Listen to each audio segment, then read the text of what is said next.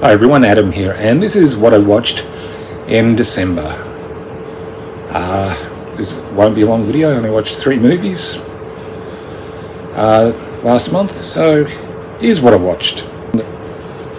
Okay, so on the 3rd of December I watched Violent Night, which basically takes the concept of if Santa Claus was a violent action hero.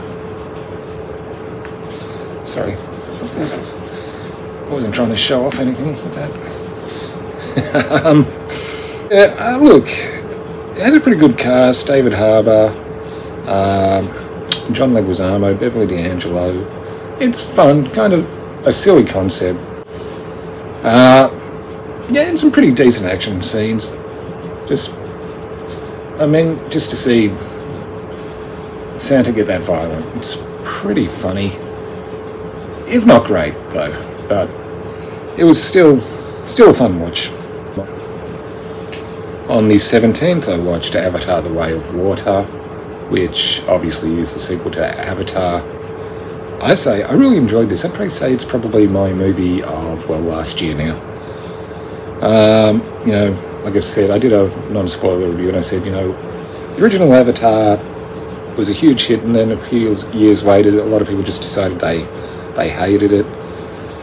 It's funny how that happens, but this has done pretty well at the box office, and yeah, I'm actually looking forward to the next one. As you'd expect, some fantastic special effects. Storyline, look, it's not great, it's not that bad either, but the motion capture and the acting is all really good.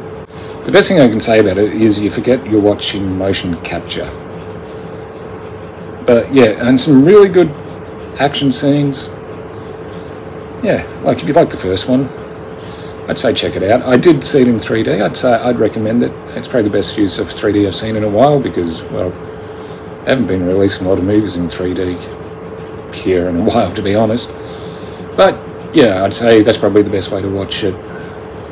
So if you like the first one, or revisit the first one before you see this too, I'd say, if you haven't watched it in a while.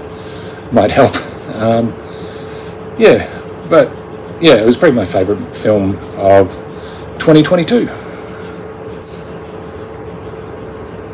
On the 24th of December, Christmas Eve, obviously, I watched a movie called 8-Bit Christmas. Well, the synopsis is, in suburban Chicago during the 1980s, 10-year-old Jake Doyle embarks on a Herculean quest to get the latest and greatest video game system for Christmas. So it's got a nostalgic type of feel,